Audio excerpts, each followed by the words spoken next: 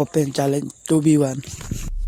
इस साल सरस्वती पूजा की शुभ अवसर पर आप सभी को डीजे दूना की तरफ से हार्दिक शुभकामनाएं।